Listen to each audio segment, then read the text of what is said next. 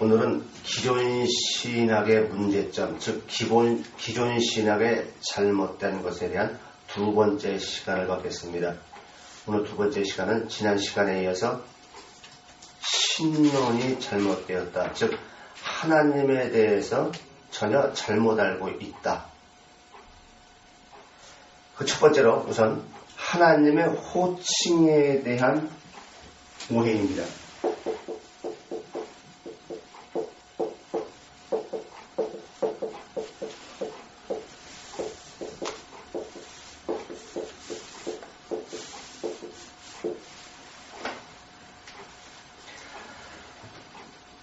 성경을 하나님의 말씀으로 믿는다고 한다면 성경을 통해서, 그 말씀을 통해서 하나님이 우리에게 말씀하시고자 하시는 그 뜻이 무엇이냐,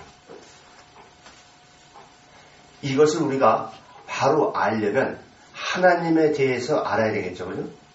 그럼 하나님에 대해서 알 수 있는 그 방법은 하나님을 아는 것밖에 없어요. 내가 어떠한 A라는 사람을 알려고 할 때에 A라는 사람의 그 이름을 안다고 해서 내가 그 사람을 아는 건 아니죠. 이름은 그 사람이 어떤 사람이냐 하는 그것을 나타내는 그것이 이름이지, 이름 자체가 그 사람 전체를 말하고 있다, 그것은 아니죠. 그래서 하나님의 호칭에 대한 오해가 2000년 교회사뿐만 아니라 지금도 여전히 하나님의 이름에 대해서 잘 모르고 있다, 이렇게 말씀을 드릴 수 있습니다.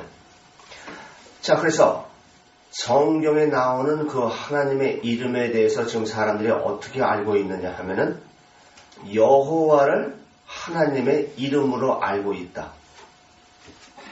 그 이상은 알지를 못한다. 그러면 여호와라는 게 과연 하나님의 이름이냐 하는 거예요. 창세기 3장 6절을 보겠습니다.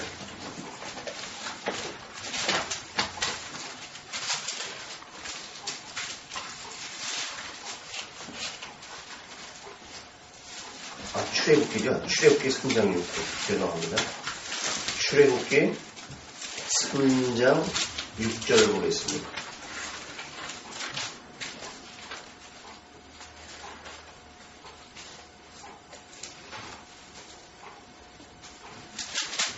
나는 내 조상의 하나님이니 아브라함의 하나님, 이삭의 하나님, 야곱의 하나님이라.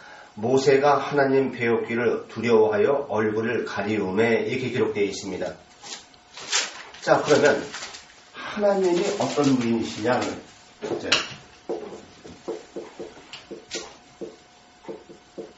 이거를 엘로힘이라고 그랬죠. 엘로힘은 범신론 개념이라고 그랬어요. 범신론의 신.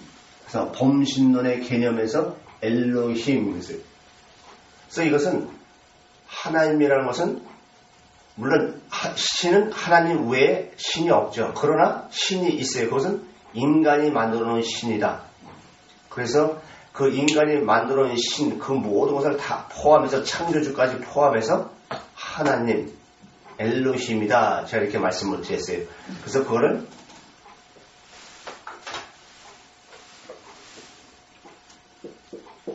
엘은 신이요, 로힘은 복수로 들, 그래서 신들, 이렇게 되어 있어요.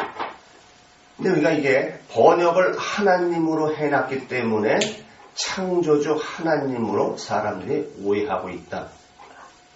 사실 이 번역은 그냥 원어로 엘로힘으로 해놓는 게 좋죠. 그래서 지금 3장 6절까지 말씀하시는 바 하나님의 뜻은 아브라함과 이삭과 야곱, 여기까지는 창조주 하나님의 속성을 나타내시는 것이다. 이 말씀이죠. 한마디로 말하면. 그럼 이제 모세부터는 어떻게 되느냐? 3장 15절을 보겠습니다.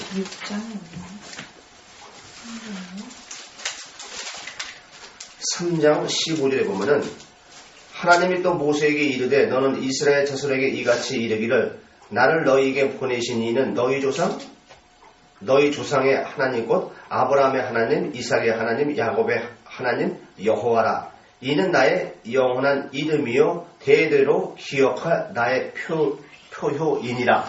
이렇게 지금 출애굽기 3장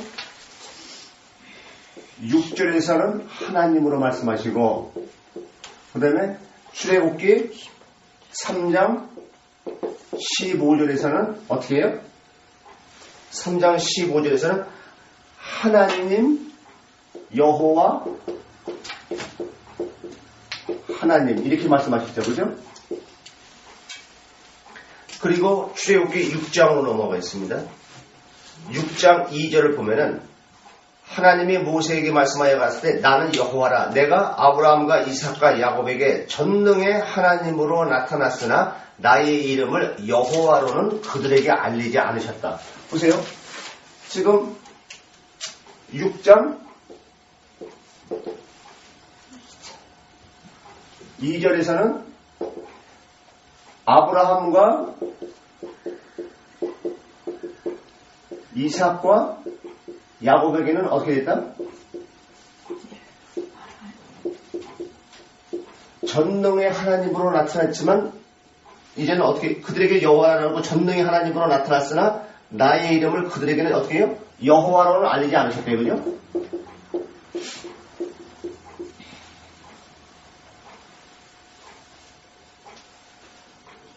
그럼 이제 여호와는 누구서부터 되는 거예요? 지금 아까 출애굽기 3장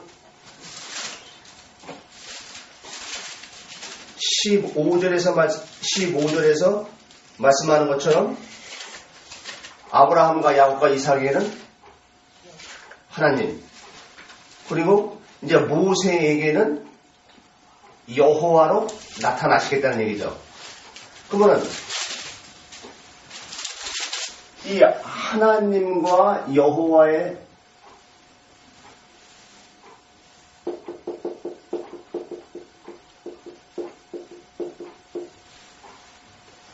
하나님과 여호와 분명히 속성의 의미가 다르다는 얘기죠.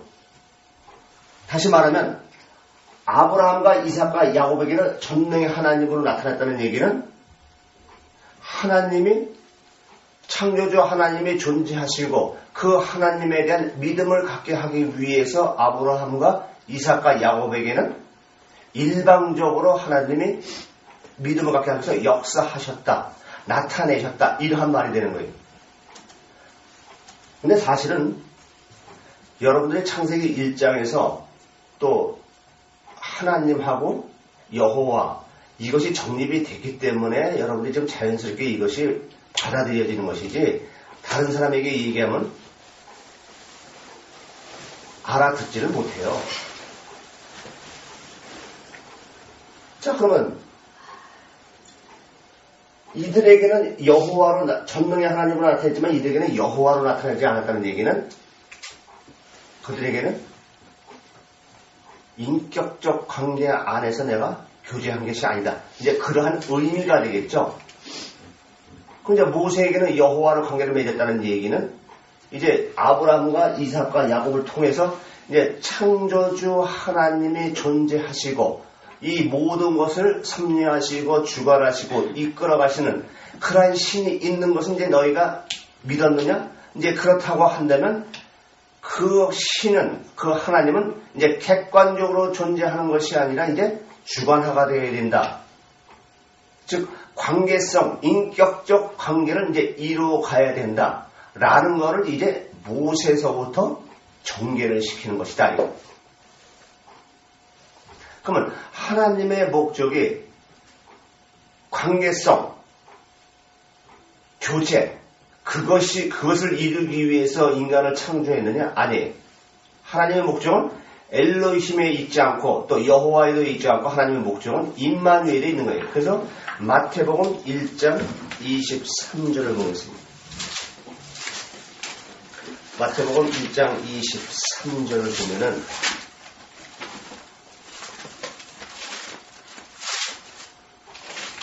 보라 처녀가 잉타하여 아들을 낳을 것이요 그 이름은 임마누엘이라 하리라.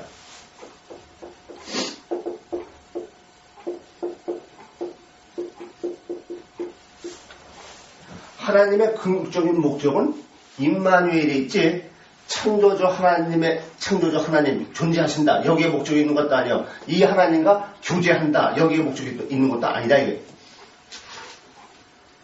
그래서 아까 기독교 방송 이 십자가의 죽음인가 그것을 갖다가 이제 뭐 세미나를 한다고 해서 좀 잠깐 봤는데 그 목사가 하는 얘기가 하나님이 우리 인간을 창조한 것은 교제를 하기 위해서 창조했다 그렇게 얘기를 해요. 여러분 남자와 여자가 교제하는 목적이 뭐예요? 당연히 교제의 의미가 있는 거예요? 결혼의 의미가 있는 거 아니에요? 근데 무슨 하나님 우리 교제하기 위해서 우리를 창조해?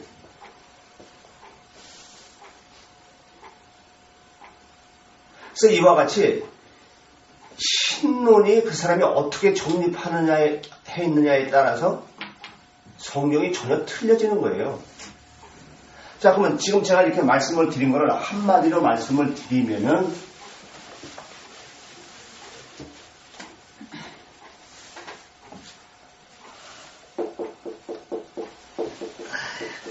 창세기서부터 출애굽기 3장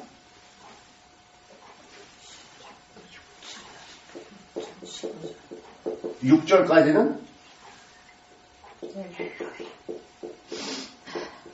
전능의 하나님을 계시하시는 엘로힘이죠. 그 다음에 출애굽기 3장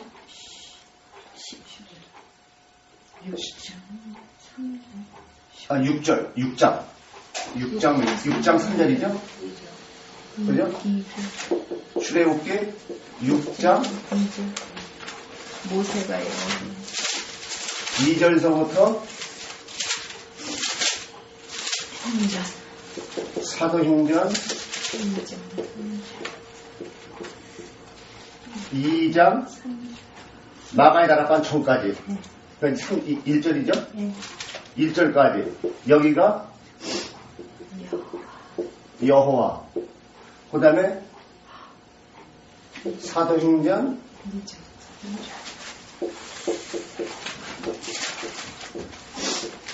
2장 마가의 다락방 성령 강림 여기서부터가 이제 임마누엘이죠. 그죠?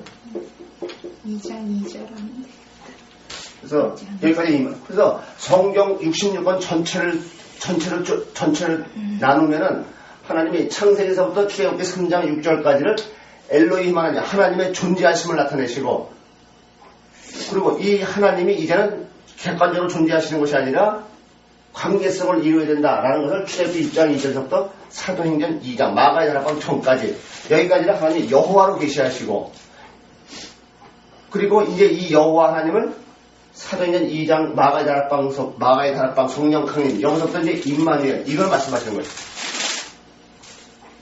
그러면 3장 15절 여기는 여호와를 하라 이는 나의 영원한 이름이요. 그럼 그거는 아니네요.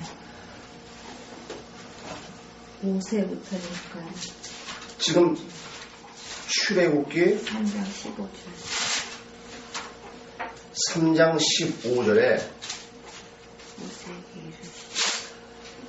앞으로는이라 하나님이 또 모세에게 이르시되 너는 이스라엘 자손에게 이같이 이르기를 나를 너희에게 보내신 이는 너희 조상의 하나님 곧 아브라함의 하나님 이삭의 하나님 야곱의 하나님 여호와라.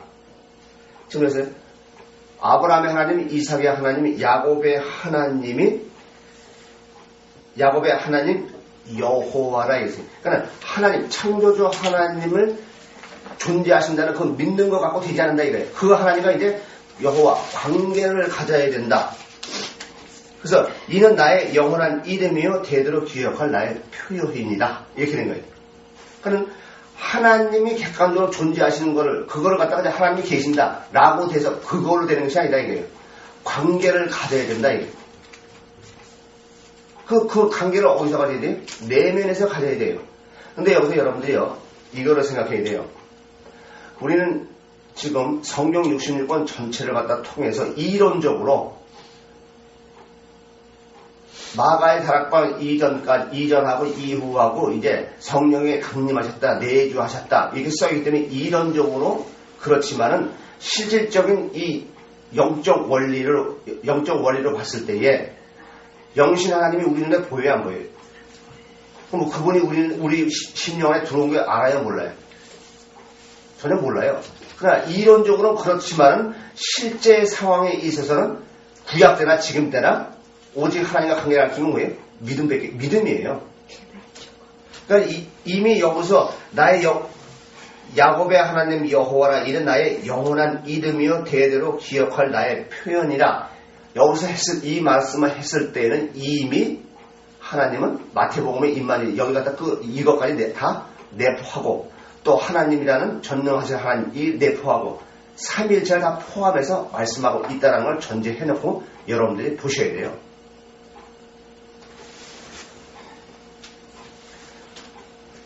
그래서 이 전에 노아 에녹에서도 뭐예요? 믿음, 동행했다, 의인이다 다 이렇게 얘기해요. 동행이란 뭐예요? 관계성을 갖고 그분과 교제를 나누는 거 아니에요. 그죠? 그럼 그 교제가 옆에서 교제하는 거예요? 아니잖아요. 내 심령 안에서 문제죠.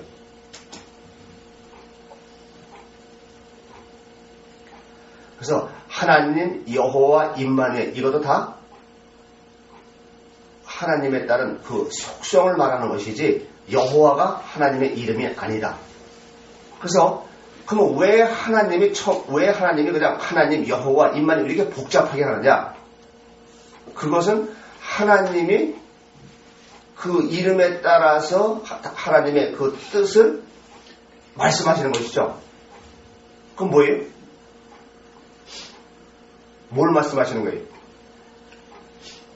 그러니까 구원의 과정을 이루어가는 데 있어 그 속성을 하나님의 이름의 그 속성을 통해서 말씀을 하는 거죠. 그러나 여러분들 이걸 아셔야 돼요.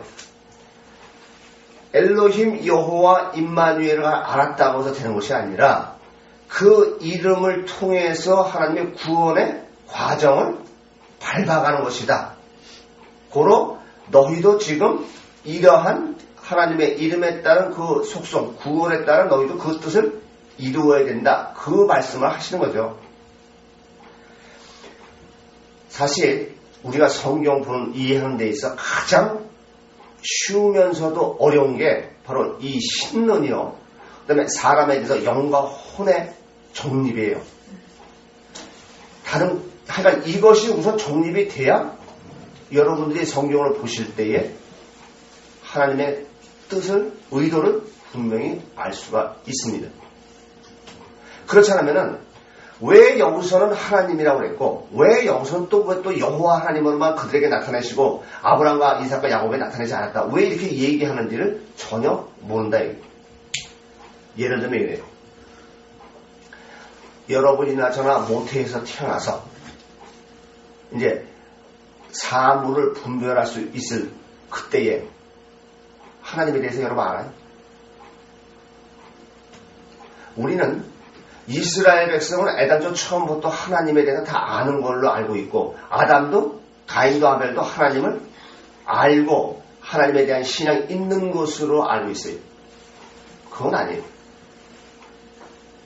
만약에 아브라함과 이삭과 야곱이 하나님의 존재하심에 대해서 알고 모세가 하나님에 대한 신앙이 알았다고 한다면 하나님이 모세를 이제 히브리인에게 보내죠. 자기 동족에게. 그랬을 때에 모세가 하나님한테 뭐라고 했어요? 알았습니다. 내가 가서 창조주 하나님이 보내서 내가 너희들에게 왔다라고 말을 해야 돼요. 근데 그런 말을 하는 것이 아니라 내가 가서 저들이 너는 어떤 신을 섬기느냐라고 물어보면 나는 지금 당신을 뭐라고 내가 어떤 신이라고 내가 말을 해야 되겠습니까?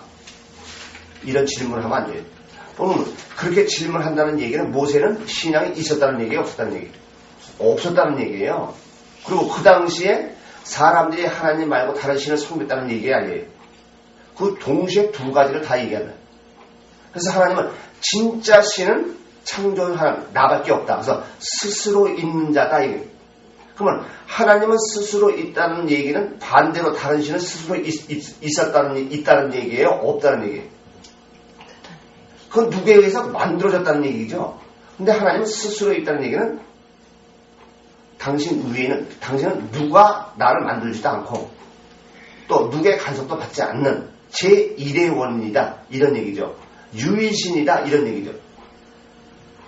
그래서 이 하나님의 호칭에 따른 구원의 역사를 밟아가는 그 하나님의 로고스를 볼 수 있어야 성경을 이해하는 데 있어서 헷갈리지 않는다. 이렇게 말씀을 드릴 수가 있습니다. 그런데 기존에서는 어떻게 해요? 하나님의 이름을 여호와로 알았다. 이것이 잘못된 거다. 두 번째는 하나님이 자기 형상 곧 하나님의 형상대로 사람을 창조하시되 남자와 여자를 창조하시고 이랬어요. 즉 사람을 하나님의 형상대로 창조했다는 이 하나님의 형상대로라는 말을 어떻게 생각하고 있느냐. 기존 신학에서는 하나님도 사람처럼 지정의를 가지시는 하나님은 절대적으로 선하시고 또 이처럼 아담도 선악과를 따먹기 전에는 오직 선만을 쫓았다. 이렇게 이해하고 있는 거예요. 다시 말하면 아담이 선악과를 따먹기 전에는 하나님과 함께 했고 또 선만을 추구했었는데 선악과를 따먹음으로 인해서 하나님이 떠났다. 그래서 하나님에 의해서 벌을 받았다. 그것이 뭐예요? 에덴 동산에 쫓겨났다. 그래서 그걸 다른 말에서 뭐예요? 하나님의 말씀에 불순종했다. 이제 이렇게 해석하는 거예요. 근데 성경에는 엄밀히 말하면 불순종과 순종이라는 단어는 성립할 수 없다. 제가 이렇게 말씀을 드렸습니다. 여러분 한번 생각을 해보세요. 하나님은 시간 밖에 존재해 계신 분이고 사람은 시간 속에 존재하는 존재예요. 물질계 존재예요. 따라서 사람이 하나님의 형상을 닮아 비슷하다고 하는 것은 옳은 말이냐 틀린 말이냐? 틀린 말이죠. 그럼 하나님의 형상을 찾아내는 얘기 뭐예요? 하나님이 영이시기 때문에 인간도 영적 존재다. 그걸 말씀하는 것이지 하나님과 인간이 뭐 비슷하다. 따라서 사람은 반드시 죽어야 된다. 왜요? 죽어야만 영생할 수 있으니까. 근데 하나님은 죽음이라는 게 있어요? 있어요? 없어요? 죽음이라는 게 없어요. 그래서 히브리서 9장 27절을 보면은 한 번 죽는 것은 사람에게 정하신 것이요 그 후에는 심판이 있으리라. 이것을 인용해서 사람들이 어떻게 돼요? 선악과를 따먹어서 죽은 것이라고 말하는 것인데 그것은 전혀 잘못된 것이죠. 여보세요. 만약에 선악과를 따먹으면 죽으리라 했을 때에 아담이 선악과를 따먹으면 그 자리에서 즉사를 해야 돼요. 근데 안 죽었잖아요. 결국은 선악과를 따먹으면 너희가 죽는다라는 얘기는 너희가 지금 하나님이 창조한 그 인간의 속성 그대로 그냥 계속 가면은 너는 그것으로 육체적 죽음도 끝이고 영적으로도 죽는다. 그런 얘기죠. 다시 말하면 엘로힘 여호와 임마누엘 이 하나님의 속성에 따라 네가 바뀌지 않으면 너는 그것으로 끝난다. 그런 얘기죠. 그래서 하나님은 영생을 위해 죽도록 하나님이 인간을 설계하셨다. 이것이 정석이에요.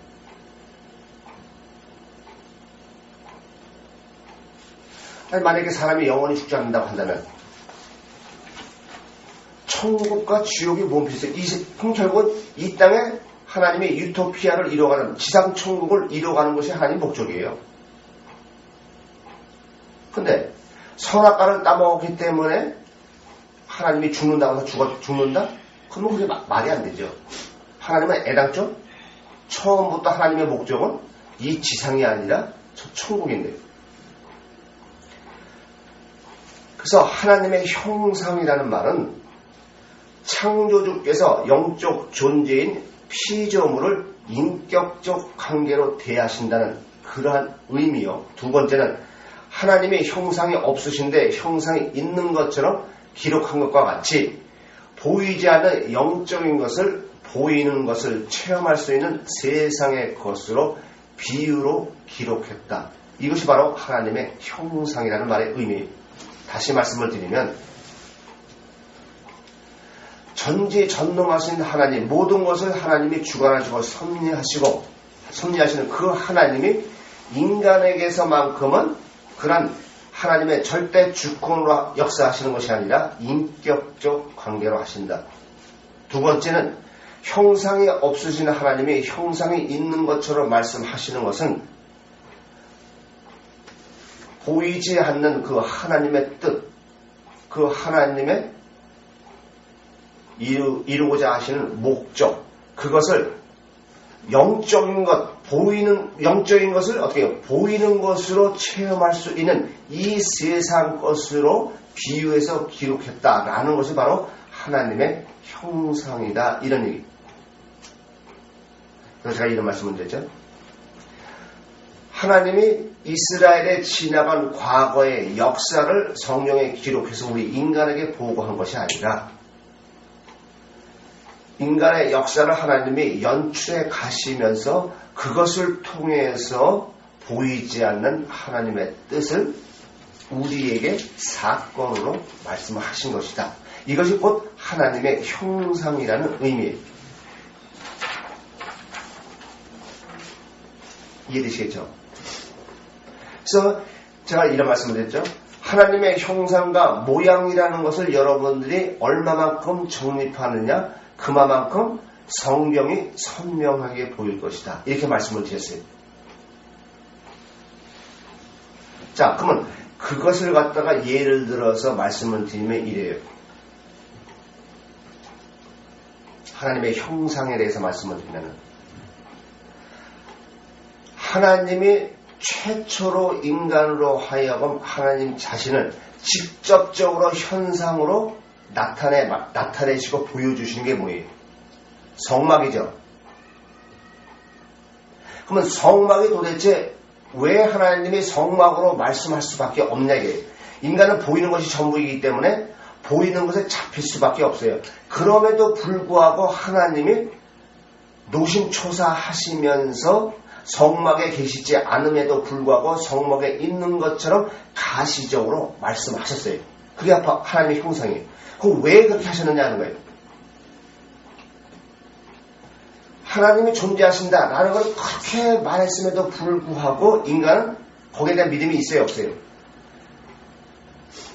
결국은 그렇게 했음에도 불구하고 인간이 금송아지를 만들었어요. 그래서 하나님은 도저히 안 돼갖고 성막이라는 걸 통해서 하나님이 실체로 존재하신다라는 걸 성막으로 말씀하신 거예요. 그래서 하나님의 형상이라는 것을 갖다가 바로 정립하지 못하면은 왜 하나님이 성막을 갖다가 만드셨느냐? 왜 하나님이 선악과를 만드셨느냐? 이러한 불평불만이 나오게 돼 있어요. 근데 그건 불평불만이 아니라 하나님의 말씀하시고자 하시는 의도를 모르기 때문에 그런 얘기가 나오는 것이죠. 자, 그러면 하나님은 성막 자체는 별 의미가 없어요. 하나님이 존재하신다라는 것을 성막을 통해서 말씀하는 거예요. 그런데 인간은 또 어때요? 성막에 잡히는 거예요. 그러니까 법계가 아무 의미도 없어요. 하나님은 실제 존재하신다라는 그것을 가시적으로 말씀하는 것 뿐이죠. 근데 그것이 진짜 하나님의 계신 것으로 알고 전쟁터에 나갈 때 그거 가지고 나가 근데 이겨서 졌어요. 가지고 나가 패했잖아요. 그것도 그거까지 또 뺏기잖아요. 근데 또 그것도 찾아오려고 또 전쟁을 일으키잖아요. 이와 같이 신론을 여러분들에게 간단하게 말씀을 드렸는데 신론에 대해서 여러분들 보다 더 정확하게 정립할 수 있는 것은 간단하면서도 정확하게 말씀하는 것은 요나서예요. 요나서는 우리가 수십 번을 갖다 했기 때문에 더 이상 요나서는 보지를 않겠습니다. 그러나 요나서는 간단한 것 같지만 신론이 정립되어 있지 않으면요, 전혀 하나님의 의도와는 상관없이 엉뚱하게 해석하게 돼 있어요. 그래서 보세요. 복음서에도 보면 이러죠. 내가 너에게 요나의 표적밖에 보여줄 표적이 없다. 이랬어요. 자, 그러면 요나의 표적밖에 보여줄 표적이 없다고 말씀하시는 그 하나님의 그 말씀하시는 그 의도가 뭐예요? 여러분은 뭘 말씀하신다고 생각하세요?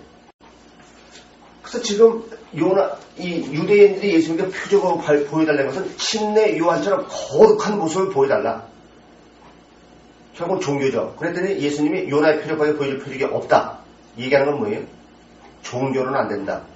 즉 선민사상에서 너희가 그걸 버리지 않는 한은 안 된다. 그래서 요나의 표적, 자기 포기, 자기 부인을 갖다가 요나의 표적으로 말씀하는 거예요. 그러면 요나의 표적밖에 보여줄 표적이 없다. 그 사건이 나기 전에 어떤 사건이 나요? 변화산 사건이 일어나는 거예요.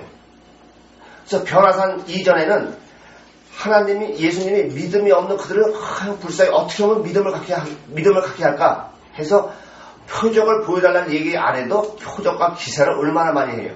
그런데 변화산 이후에는 표적 보여달라니까 독사의 자식아, 악하고 음란한 세대다 그냥 펄펄 뛰는 거예요.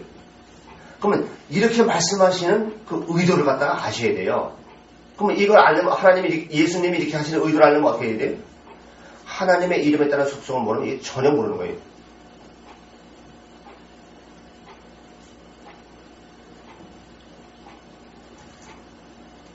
이와 같이 지금 신론이 기존 신학에서 잘못되어 있는데 잘못된 거는 뭐냐?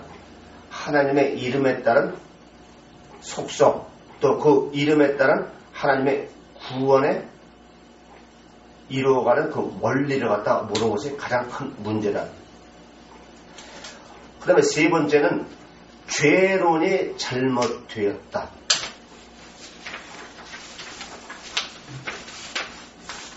성경에서 말하는 죄, 과연 그 죄가 어떤 것이냐 하는 거예요. 이거는요, 우리가 성경에서 말하는 믿음이 뭐냐라는 것만 확실하게 알면은 믿음과 반대는 뭐예요? 죄예요. 근데 기존 신학에서는 선악과를 먹음으로 인해서 죄가 들어왔다. 이렇게 얘기를 해요. 그러니까 선악과가 뭔지를 모르는 것이죠. 임 집사님, 밥을 먹음으로 인해서 죄가 들어올 수 있어요? 물 마심으로 인해서 죄가 들어와요? 그러니까 성경에서 선악과를 통해서 말씀하시는 하나님의 그 의도가 뭐냐라는 걸 전혀 생각하지 않고 인간이 아는 지식과 이성, 그것으로 알 수 있는, 인간의 지식으로서 알 수 있는 그것을 선악과를 갖다가 아주 정의를 내려버린 거예요. 그건 인간의 정의지 하나님이 내리시는 정의가 아니에요. 그래서 아담과 하와가 선악과를 먹음으로 인해서 죄가 들어와서 이것이 모든 인류에게 유전이 되었다. 이제 이렇게 얘기하는 거예요. 자, 그러면 제가 A라는 죄를 졌어요. 그럼 내가 이제 애를 낳았어요. 그럼 걔가 내가 A라는 죄를 진 걸 우리 아이가 유전을 받아서 그 A라는 죄를 갖다 계속 져요. 그런 논리가 되는 거 아니에요?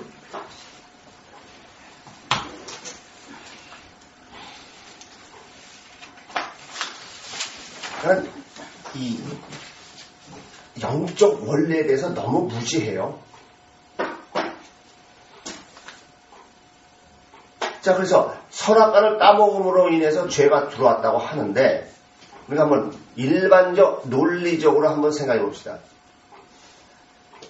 마음으로부터 죄를 졌기 때문에 그 마음의 문제가 결과로 나타납니까? 아니면은 내가 어떠한 예를 들면 사람을 죽였기 때문에 그래서 내 마음에 사람을 죽이고자 하는 마음이 생겼습니다. 어느 게 뭔데요?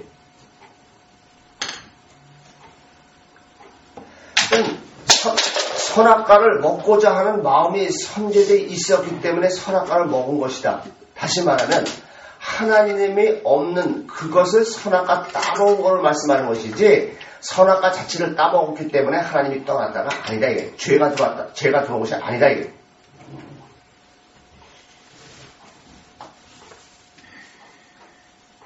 그래서 선악을 알게 하는 나무의 실과를 먹지 말라 내가 먹는 날에 정령 죽으리라.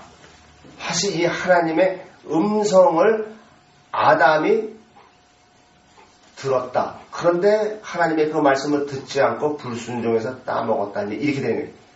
그러면 하나님이 아담에게 얘기했을 때 야, 너 선악과 따먹지 마라. 그 선악과 따먹으면 너 죽는다. 이렇게 귀에다 속삭이고 얘기했어요. 그런 걸 알고 있죠. 이거는요. 지금 오늘날 교인들 보세요. 하나님의 세미한 음성으로 말씀하신다 그러니까는 하나님 저한테 말씀해 주십시오 하고 진짜 가청적인 소리로 얘기하는 걸로 알고 있는 사람이 얼마나 많아요. 근데 이건 아니죠. 인간은 어떠한 속성을 가지고 있느냐라는 것을 갖다가 지금 선악과를 따면 정령 죽는다. 이걸 갖다 말씀하는 거예요. 다시 말하면 인간은 영에는 관심이 없고 선악과라는 게 뭐 하여간 일단 보이는 거 아니에요. 보이는 것이 전부인 것으로 알고 사는 것이 인간이다. 이걸 얘기하는 것이죠. 근데 참 이게 우리가 이 성경을 이해하는데 어려운 것은 그거예요. 하나님의 애당초에 이런 아주 복잡스럽게 창조하시지 않고 그냥 일률적으로 하나님이 원하시고자 하신 대로 쭉 창조하면 되잖아요. 그럼 복잡하지도 않고 이런 어려움도 없잖아요. 근데 왜 이렇게 복잡하게 하시느냐 이게. 성경도 그냥 알아듣기 쉽게 그냥 쓰면 될 텐데 뭘 아주 복잡하게 쓰시고 이게 도대체 뭘 말씀하시는 것인지 알아먹지 못하게 썼냐 이런 거예요.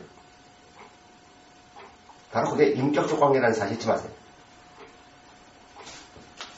그러니까 육신의 생명을 우리에게 줬는데 그 육신의 생명을 다시 나한테 바쳐라. 그것이 하나님이에요.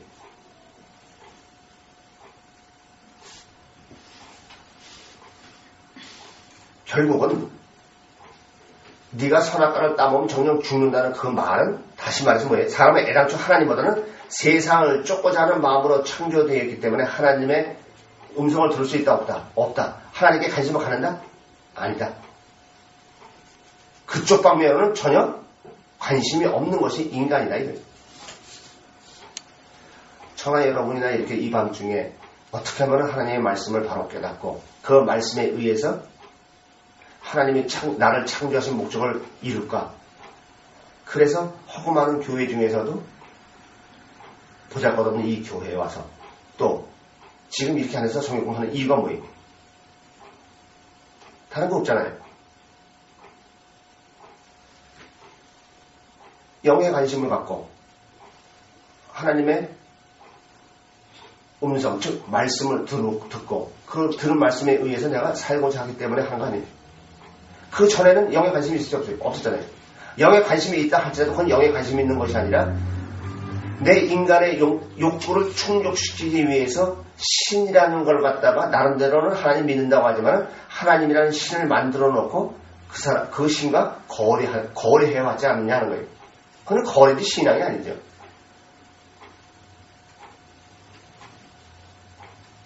그런데 기존에서 어떻게 해요? 원래 아담은 하나님 중심적 사람이었었는데 마귀의 유혹으로 인해서 선악과를 따먹음으로 죄가 들어왔다. 그런데 이렇게 얘기하는 것에 대해서 반론하는 사람이 있어요? 없어요? 없어요. 전무하다시피 해요. 그나마 성경에서 말하는 죄가 하나님을 멀리하고 세상에 집착하는 것을 말하는 사람도 있어요.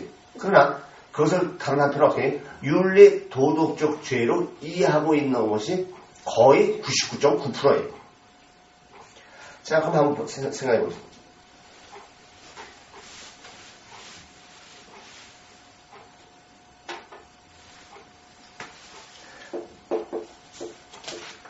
죄란 결국은 하나님이 없는 거예요. 그죠?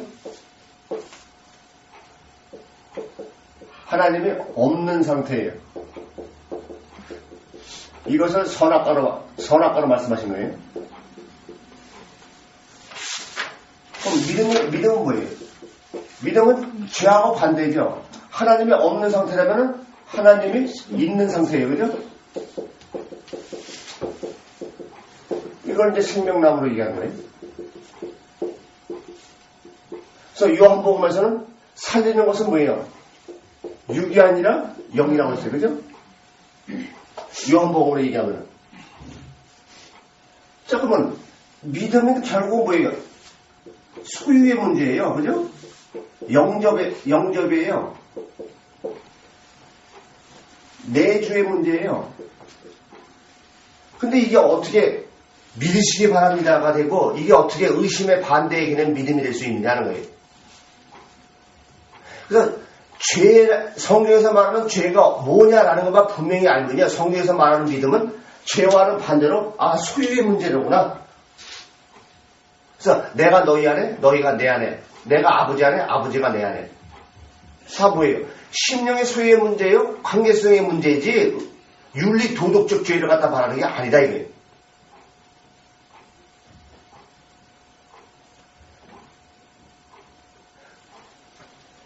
그래서 이 인간 하나님의 형상대로 창조한 인간은 결국 뭐예요?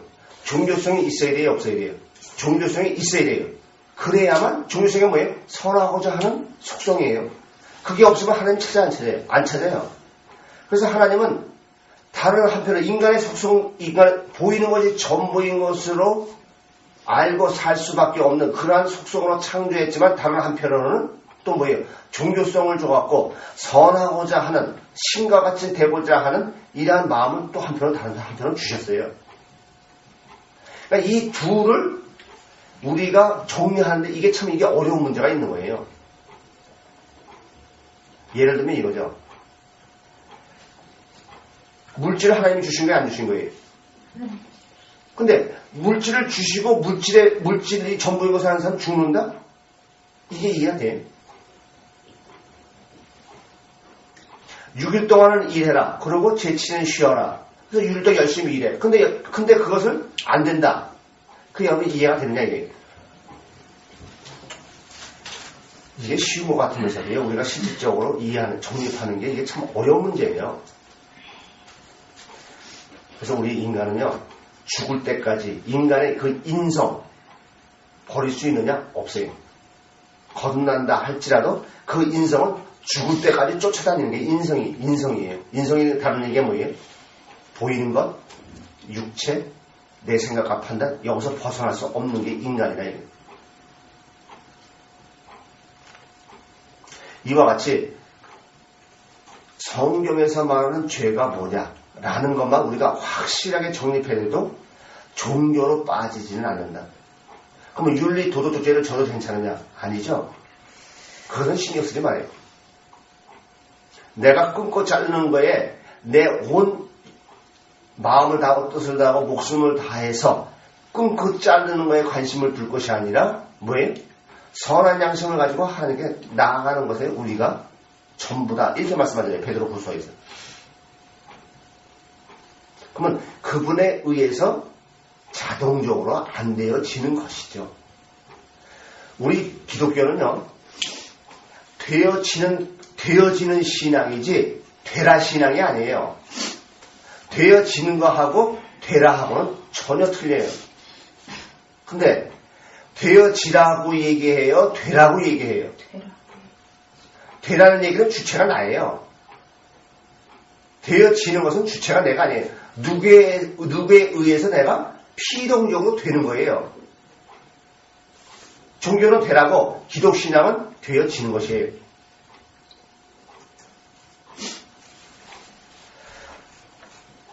자, 그러면 이 죄론에 대해서 잘못한 것은 선악과를 먹음으로 인해서 죄가 들어왔다.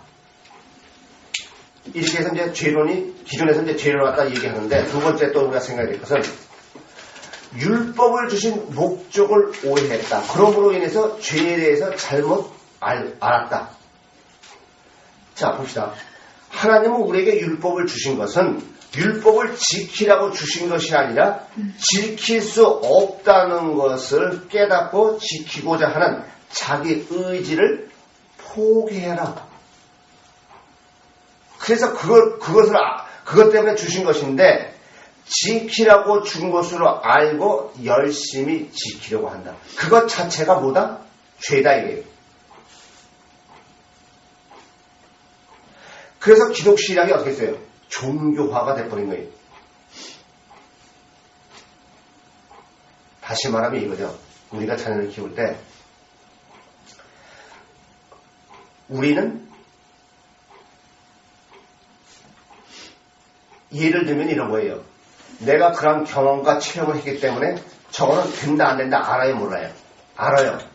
근데 아직 사리 분별을 못하는 초등학생이나 유치원 다니는 애들은 그거 알아요 몰라요? 그냥 하기만 하면 되는 걸로 알고 거기 매달려서 하잖아요. 그죠? 그럼 부모 봤을 때 안 되는 거 알면서도 가만히 있어요. 그럼 가만히 있는 건 뭐예요? 그래 나 한번 해봐. 그거 되나 안 되나? 그거 깨닫게 해서 가만히 있는 거죠. 근데 좀 생각이 모자란 부모는 어떻게 돼요? 옆에 가서 도와줘. 그거는 아니에요. 하나님은 얼마든지 우리가 힘이 붙이고 했을 때 옆에서 도와줄 수 있어요, 없어요? 역사할 수 있어요, 없어요? 근데 역사 안 해요. 왜 역사 안 해요?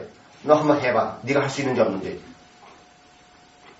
나는 아무것도 할 수 없습니다. 라고 손들 때 그때 이제 하나님이 역사하는 거예요. 바로 율법을 주신 이유가 바로 그렇다 이거예요. 근데 우리는 율법을 지키라고 준 것으로 알았다 이거예요. 그걸 다른 얘기하면 뭐예요? 율법적 신앙이 신앙으로 되는 거예요. 그게 종교죠. 바로 이스라엘의 문제는 여기 있었던 거예요. 지금의 교회의 문제는 여기 있는 거예요. 여러분 이를 악물고 한다고 해서 아주 제일 쉬운 거 늘 제가 써놓는 거지만은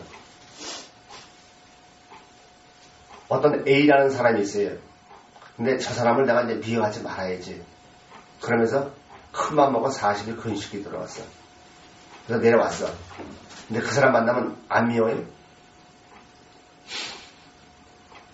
안 만나는 게 은혜인데 금식 끝나자마자 저 사람 또 만나보자.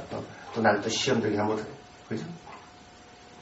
인간은요 하나님이 역사하지 않으면 아무것도 할 수 없는 것이 인간이다. 이것부터 나나 여러분이 여기서부터 인정하고 들어가야 돼요. 근데 인정하는 사람이 있어요? 아니요.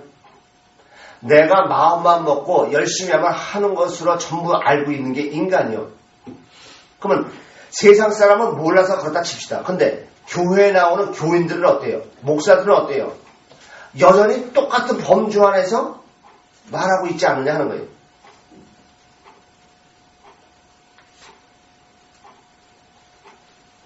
마태복음 5장 17절 보겠습니다. 마태복음 5장 17절.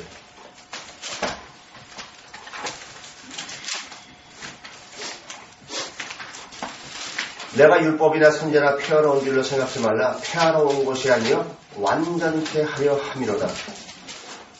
자, 보세요.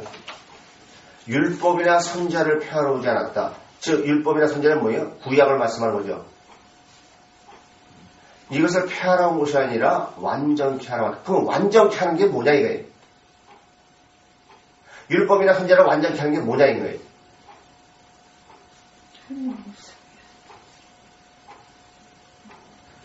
내가 거듭나는 거죠 뭐. 하나님을 내가 소유하는 거예요. 윤리 도덕적 죄를 짓느냐 아니냐 그게 문제. 그것을 갖다가 이루는 것이 아니라 완전케 이루는 것이 아니라 하나님 자체를 소유하는 게 완전케 하는 거예요. 그럼 반대로 지금 유대인들은 그러면 그저 예수님이 이 말씀하신 이전까지는 도대체 하나님과 관계를 어떻게 알고 있었느냐 하는 거예요.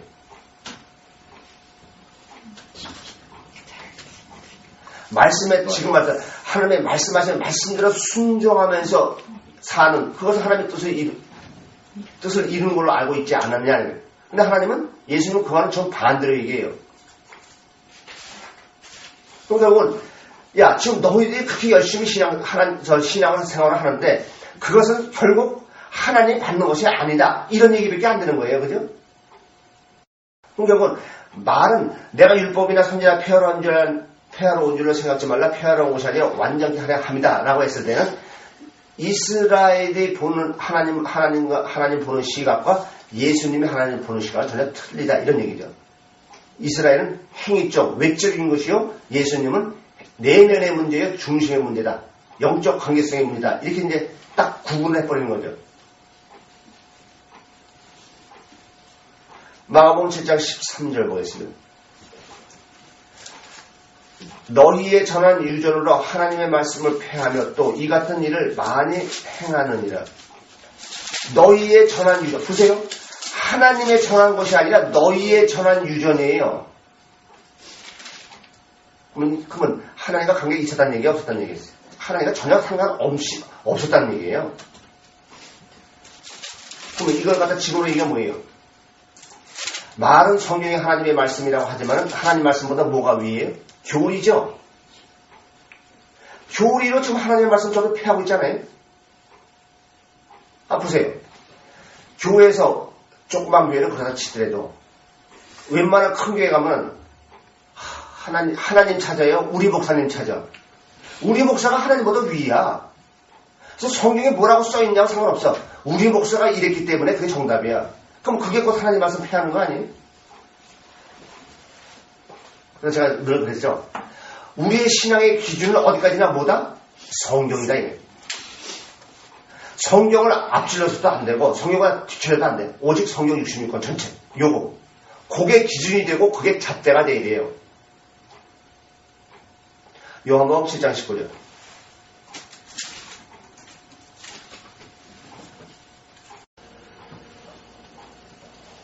요한복음 7장 19절 보겠습니다.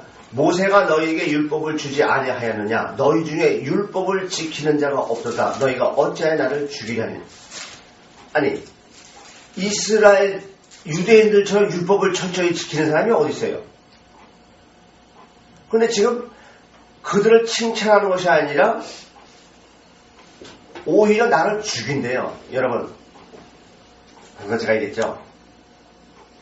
복음을 받아들이지 않는 것은 단순히 복음을 받아들이는 것이 안 받아들이는 것이 아니라 복음을 받아들이지 않는 그 자체가 뭐다? 예수를 죽이는 것이다. 이렇게 말씀을 드리는 거예요. 그리고 율법을 지키는 것은 말씀대로 행하는 것이 아니라 율법을 통해서 말씀하시는 그 하나님의 뜻을 내가 바로 깨달아서 소유하는 문제죠. 그 다음에 49절. 율법을 알지 못하는 이 무리는 저주를 받은 자로다. 참 이게 무서운 말 아니에요? 너희가 지금 신앙생활을 하는 그 목적을 알지 못하고 신앙생활을 하는 사람은 뭐다? 저주를 받는 자. 지옥으로 간다. 여러분 이게 쉬운 말이에요.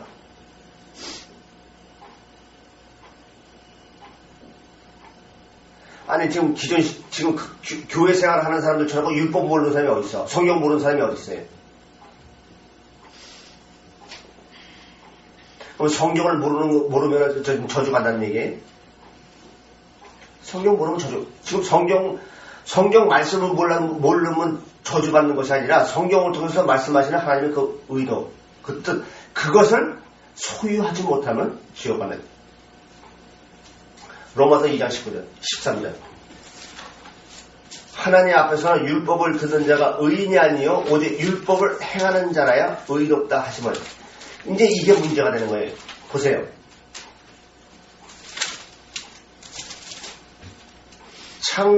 여기 보세요. 창세기와 복음서를 정립해서 서신서를 보는 것과 서신서에서 신앙이 정립돼서 성경을 보는 것과는 천지차이입니다.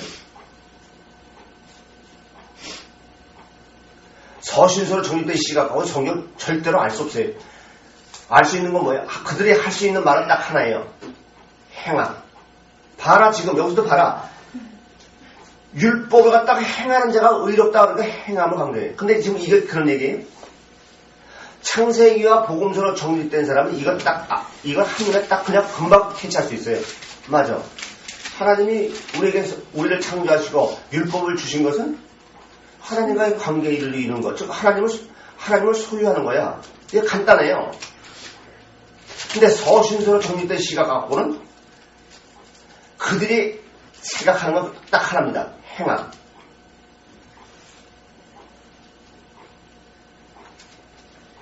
로마서 3장 20절 결정적인 말씀을 갖다 한데 하나님이 말씀하시죠.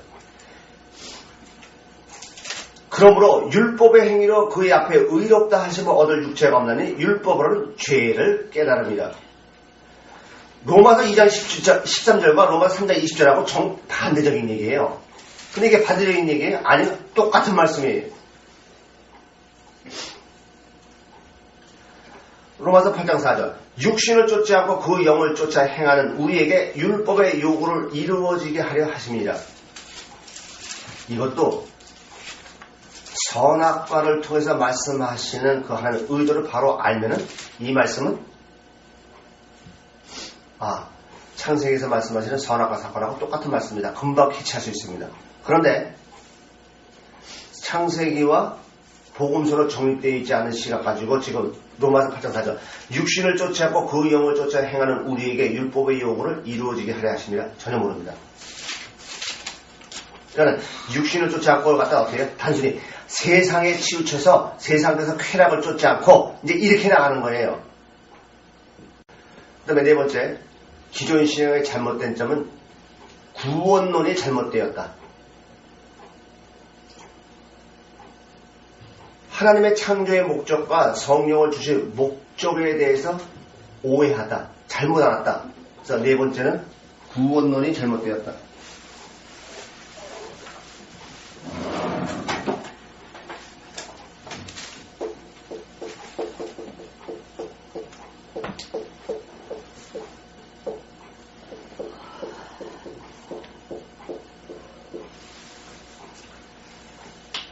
구원론이 잘못되었다는 얘기는 다른 얘기라면 하나님의 창조의 목적과 성경을 주신 목적을 바로 이해하지 못했다. 이런 얘기가 되겠죠. 성경은 영구원에 관한 것을 기록한 것인데 지상복음을 말씀하신 것으로 알았다. 다시 말하면 영구원, 즉 저 영원한 천국에서 영원토록 하나님과 화목하게 지낼 그 자녀를 얻기 위해서 하나님이 창조하시고 그 원리를 성경에 의해서 기록하셨는데 인간은 그것을 보지 못하고 어떻게 해요?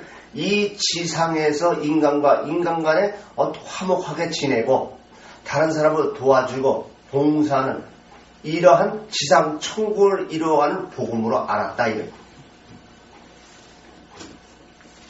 그래서 신앙생활이 어떻게 됐어요?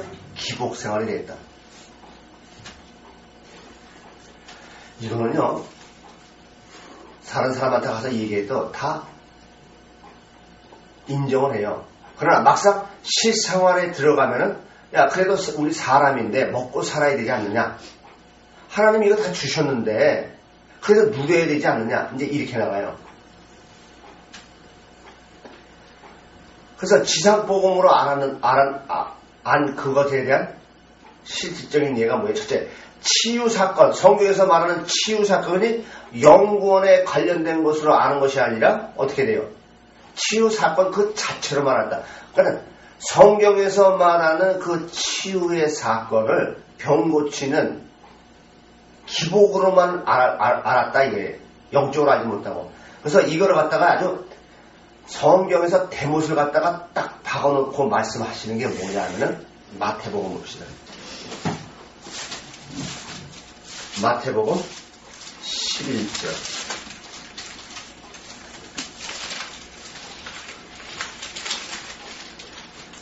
마태복음 11장 1절부터 제가 보겠습니다.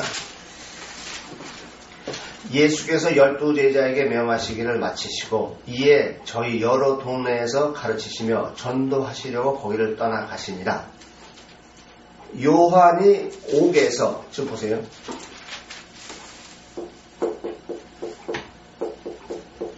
요한이 옥에서 이제 이렇게 시작됩니다. 그리스도의 하신 일을 듣고 제자를 보내요. 요한이 옥에서 그리스도의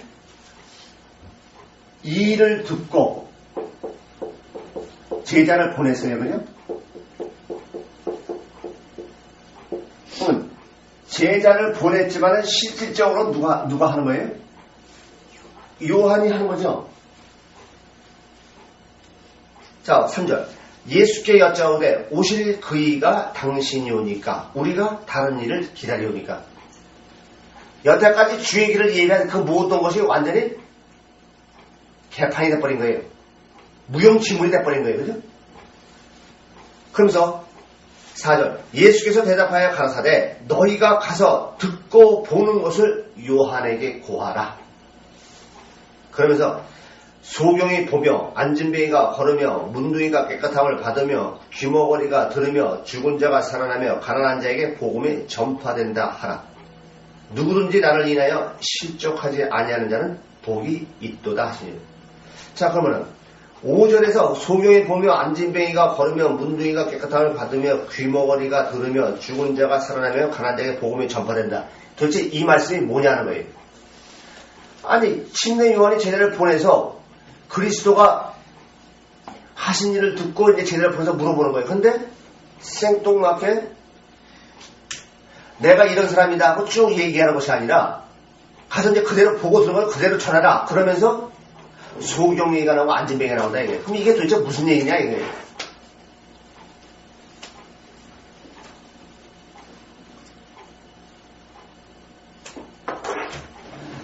저 보세요. 침례 요한의 제자들을 보내서 당신이 그리스도냐, 오실 당신이 그리스도냐라고 했을 때에 그리스도가 아니다라고 얘기해주면 돼요. 근데 전혀 그런 얘기가 하지 않고 제자들이 너희가 지금 보고 들은 것을 전해라. 그러면서 소경, 앉은뱅이 이 얘기가 나온다. 이게. 그럼 도대체 이게 뭐냐는 거예요. 그러면 지금 예수님이 치유 사건을 통해서 내가 메시아인 것을 너희들 봐라. 그리고 가서 전해라. 그래서 우리가 선생님 우리가 그리스도라는 사람을 갖다 따라다녀 보니까는 치유의 역사가 막 나타나고 보니까는 이분이 메시아입니다. 그걸 갖다가 전해라는 얘기예요.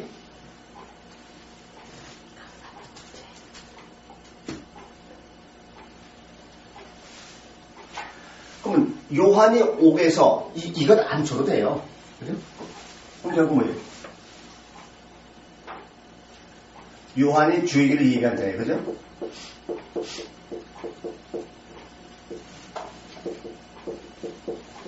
근데 지금 요한이 지금 옥에 있어요. 그죠? 옥에 있다는 얘기는 자유가 있다는 얘기 없다는 얘기. 네? 자유가 없다는 얘기죠. 그러니까 지금 요한이 주의 길을 예비했지만 옥에 갇혀 있다는 얘기는 자유를 잃은 자예요. 그래서 지금 앉은뱅이 소경 중 내는 요한 너가 지금 앉은뱅이요 소경이요 문둥병자예요. 그러니까 지금 여기서요. 성경에서 말하는 소경이다, 앉은뱅이다, 문둥이다, 귀먹으다 이거를 영적으로 보지 못하면요. 그냥 치유 사건으로 볼 수밖에 없어요. 병든 이거밖에 볼 수 없어요. 제가 이런 말씀을 드렸죠. 문둥병에 대해서 제일 먼저 나오는 게 어느 것이냐? 모세예요. 그죠? 모세가 이제 신에서 하나님 만났을 때에 모세가 도대체 신앙이 없으니까 하나님이 어떻게 돼요? 하나님에 대한 믿음을 갖게 하기 위해서 제일 먼저 하신 게 뭐예요? 야, 네 손을 갖다가 네 품 안에 넣어봐라. 그리고 빼봐라. 했더니 손이 어떻게 됐어요? 휘어졌어요. 다시 넣었다 빼고, 다시 넣었다 꺼내니까 어떻게 돼요? 다시 깨끗해졌어요. 그죠? 그래서 문둥병이죠. 그래서 성경에서 말하는 문둥병은 믿음이 없는 자, 즉 하나님과 상관없는 그것을 갖다 문둥병으로 얘기하는 거예요. 그래서 미리암이 어떻게 했어요? 모세의 동생, 누이 동생이 미리암이 불평불 막 했을 때 하나님이 문둥병 걸리게 했잖아요. 그건 뭐예요? 불평불만했기 때문에 문둥병 걸리게 한 거예요. 미리암은 지금 신앙이 없는 자다. 이거 갖다 얘기하는 거죠.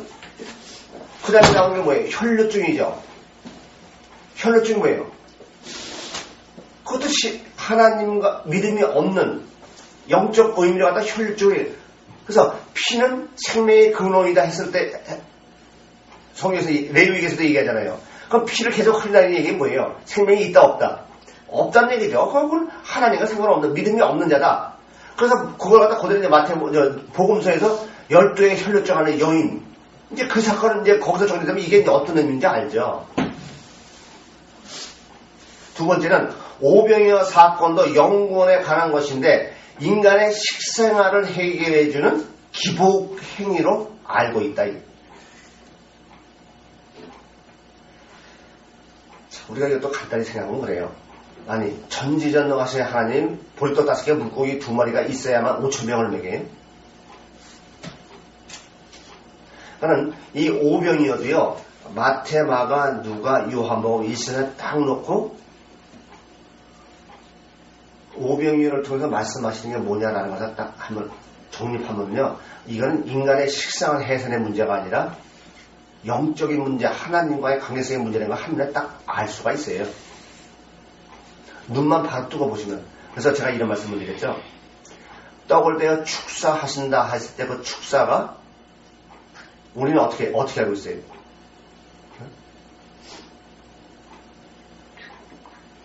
유로고스로 돼 있어요.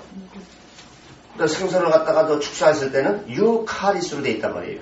또 성찬식을 할 때도 떡을 떼서 주실 때는 유로고스요. 이는 내 피다 하면서 축사하고 드릴 때는 유카리스로 돼 있단 말이에요. 근데 우리 축사한다니까 하나님 축복 이런 식으로만 알고 있잖아요. 원어로 보면 그런 축사가 그런 축사가 아니야. 로고스지, 말씀이지. 그러면 말씀이 뭐예요? 태초의 말씀이 계시나 이 말씀이 곧 하나님이시라. 성령을 얘기하는 거죠. 뭐 영신 하나님을 가시적인 떡으로 말씀하시는 거죠. 근데 그게 보지 못하니까 어떻게 돼요? 그냥 식사하는 해석하는 기복행위로 또 기도도 어떻게 알고 있어요? 기복기도에 대한 것으로 알고 있는 거예요. 제가 며칠 전에 이런 생각을 했어요. 아, 나도 지금 여전히 내가 가지고 있는 틀 안에서 벗어나지 못하고 있구나. 근데 그 인성은 참 이게 인성이 참 무서운 거다. 잘 들으시 바래요. 어떤 생각이 있었냐면 기도를 하면서 맨 마지막에 하나님의 이름으로 기도드립니다. 예수님의 이름으로 기도드립니다. 아멘 했단 말이에요. 이게 과연 옳은 것인가? 기도가 뭐냐? 하나님을 인식하는 거예요. 그죠? 그러면 꼭 뒤에다가 예수님의 이름으로 기도합니다. 꼭 붙여야 돼요. 그러니까 나도 모르게 가지고 있는 습관이 그냥 나와버린 거야. 그러니까 조금 아까도 우리 임진사님 기도했을 때 예수님의 이름으로 기도합니다. 이렇게 나오잖아요. 물론 그 의미를 알고 하면 되는데 나도 모르게 그냥 습관적으로 그냥 또 기도하고 그 말을 안 하면 큰일 나는 네. 거예요. 아는 사람도 있죠. 그냥 기도하고 보세요. 그냥 아멘 해도 되죠. 시편에 보면 다윗이 그렇게 시편에 뭐야? 하나님 기도하는 거 아니에요. 거기에 네. 예수님의 이름으로 기도합니다. 아멘 하는 게 있어요? 신라. 어디 가도 없어요. 그만큼 우리가 인성에서 벗어날 수 없는 것이 인간이다. 고착이 무슨 중독. 그래서 기도도 맨 마지막에 예수님의 이름으로 기도합니다. 그거 안 붙이면 기도 안 한 것 같아. 이상한 것 같고, 그죠? 저도 요새 그게 되게 뻘짝지근 했는데 꼭 이걸 붙여야 돼. 또 기도도 하나님을 인식하는 건데 또 하나님 오직 성령만 추구하는 이것이 기도인데 세상 것 기보가 육체의 것을 구하는 것을 갖다가 기도를 하고 있지 않느냐. 그래서 시험에 들지 않게 깨어있어 기도하라. 그것도 뭐예요? 시험에 들지 않게 깨어있어 기도하라는 얘기가 뭐예요? 그걸 갖다가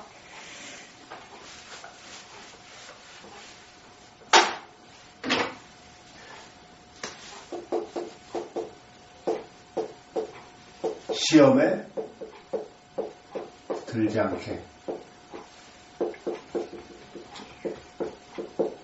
깨어있어 기도하라. 나누면 세 개예요. 그러면 시험에 들지 않는 방법은 기도하는 것밖에 없다. 그래서 기존에서는 어떻게 돼요? 기도 안 하면 저 사람이 시험 들었다는 게 뭐예요? 네? 말씀대로 살지 않고 또 뭐 장으로 치우치고 이런 거 얘기하는 거 아니에요? 근데 과연 이게 그런 얘기냐 하는 거예요.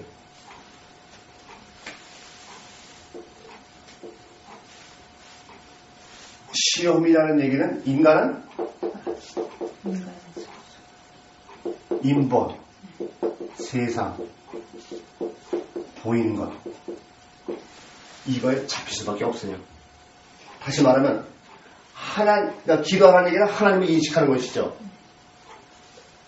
깨어있는다는 얘기죠. 깨어있는다는 얘기는 관계를 갖는 거죠. 그러니까 하나님과 관계를 갖지 않으면 인간은 인본에 잡히고 세상에 잡힐 수밖에 없다. 고로 하나님과 상관 있는 삶을 사느냐 안 사느냐, 못 산다. 그래서 기도는 그건 뭐예요? 하나님을 인식하고 하나님의 역사하심 속에서 피동적으로 살아갈 수 있는 길이다 이거예요. 근데 이 길을 네가 벗어나면은 자동적으로 어디로 간다? 세상 것으로 간다. 그러면 너희가 세상 것으로 가지 않으려면 어떻게 해야 된다? 기도해야 된다. 즉 하나님을 인식해야 된다. 이런 얘기가 되는 거죠. 이게 성경에서 말하는 기도예요. 그러면 무릎 꿇고 앉아서 뭐 쉬어서 막 한번 1시간 2시간 막 이게 기도예요? 세상 것을 구하는 게 기도예요? 그래서 여러분 한번 가만히 생각해 보세요. 이거는 제가 더 이상 논리적으로 말씀을 안 드려도 여러분들이 그냥 금방 알 거예요. 하나님을 인식하지 않으면 금방 여러분이나 저는 어디로 가요? 보이는 것에 아파트 관리비 내야 되는데 뭘 내야 되는데 그걸 잡혀 안 잡혀요? 현실에 잡히지. 그게 인간이에요. 누가복음 11장 13절. 누가복음 11장 13절. 제가 보겠습니다. 성경에서 말하는 기도가 뭔지를 갖다가 아주 확실하게 누가복음 11장 13절에서 무엇을 봐요? 너희가 악할지라도 좋은 것을 자식에게 줄 줄 알거든 하물며 너희 천부께서 구하는 자에게 성령을 주시지 않겠느냐. 우리가 기도하는 것은 성령, 이것을 갖다가 하나님한테 받기 위해서 또 하나님이 이것을 주시기 위해서 우리에게 기도하는 거예요. 그럼 기도하지 않으면 안 돼요? 그냥 주실 수 없어요? 물론 그냥 줄 수 있죠. 근데 왜 기도를 시켜요? 인격적이라는 건 있지 말아요.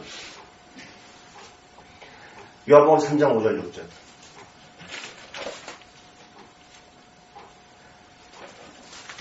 예수께서 대답하시되 진실로 진실로 너희에게 이르노니 사람이 물 즉 성령으로 나지 아니하면 하나님 나라에 들어갈 수 없느니라. 육으로 난 것은 육이요 성령으로 난 것은 영이니라. 아니 육으로 난 것은 육이요 성령으로 난 것은 영이니라. 이 말이 진짜 무슨 말이에요?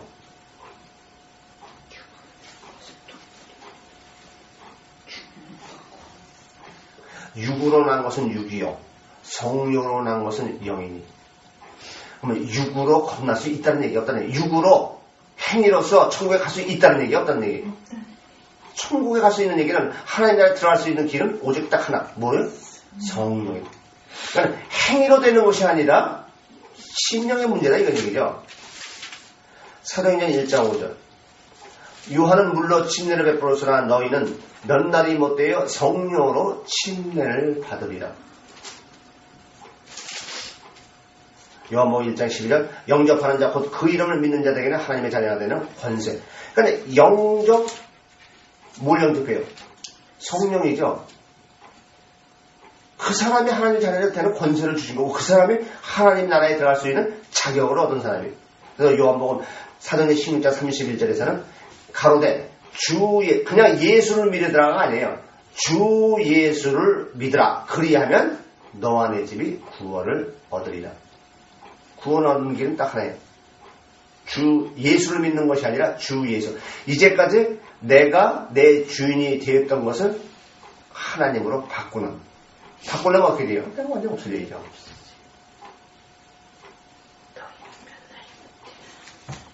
이와 같이 성경에서 말하는 구원론은 성령을 소유하는 이것이 구원론이에요.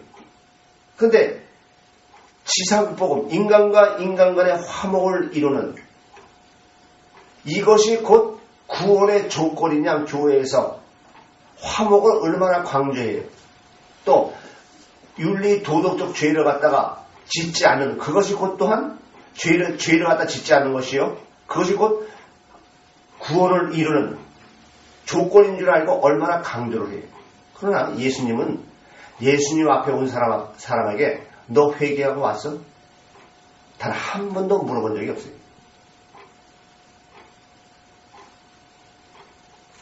그래서 오늘은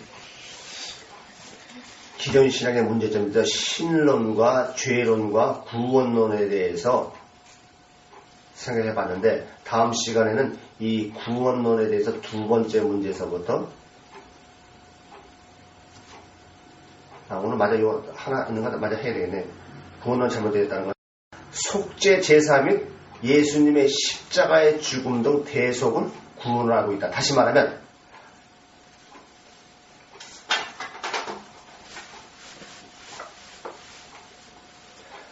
여러분 헷갈리지 마세요.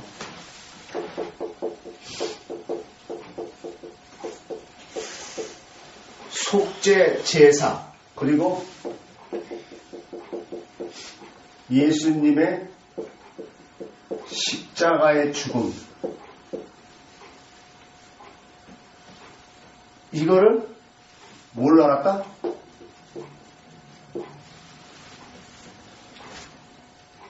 구원을 알아야 돼. 다시 말하면 속죄제사, 구약 속죄제사와 예수님이 십자가에서 죽은 이것을 대속하는 것을 갖다 구소로 알다. 즉 내 대신 그냥 예수님이 십자가에 죽음 그래서 그것을 믿으면은 구원받는 것을 알았다 이게. 근데 아니에요. 성경의 본문이요. 속죄제사 뒤에 반드시 따르는 게 뭐예요? 번제가 따라다닌다는 사실이 있지만 번제하고 그 다음에 뭐예요? 소제, 화제 뭐 계속 따라다녀요. 그러면 속죄제사는 뭐고 도대체 번제는 뭐냐 이게. 속죄제사는 뭐고 번제는 뭐냐 이게.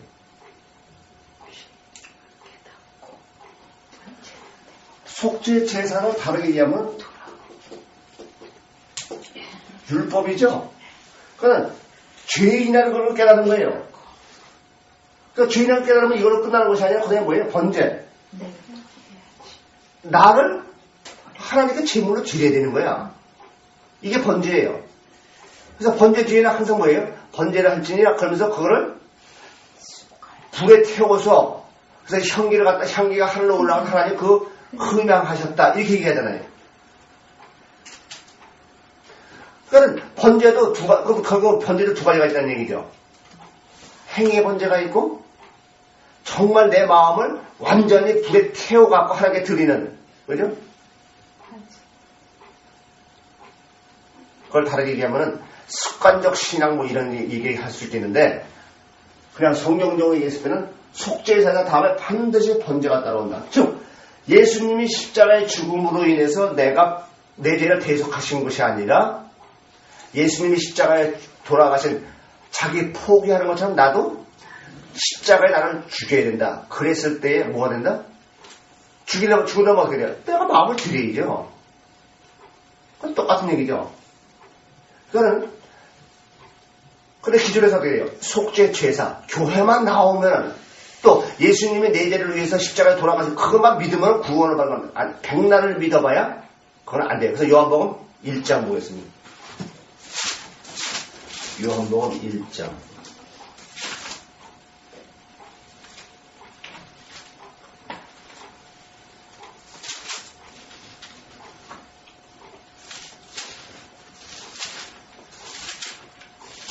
그 이름을 2장이구나 2장 2장이 아니죠 1장인데 1장은 뭐지?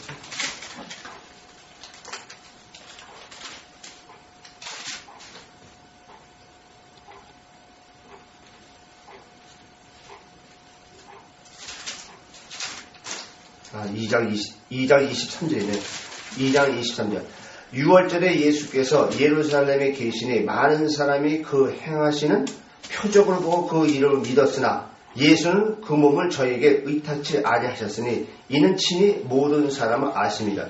예수는 믿었어요 안 믿었어요? 근데 예수는 의탁했어요 안 했어요? 근데 요 앞에 또 뭐가 따라요? 요 앞에 또 6월절이 따라온다는 사실이 잊지 마세요. 그러니까 항상 그 앞에 보면은 유월절, 무교절, 초막절 요게 항상 따라다녀요.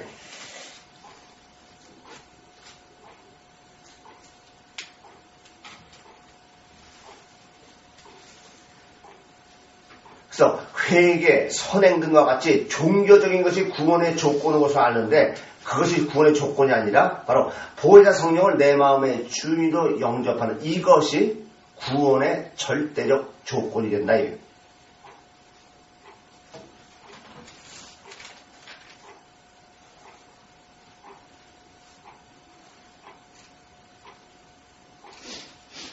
그래서 이와 같이 우리가 인론, 죄론, 인론, 신론, 죄론,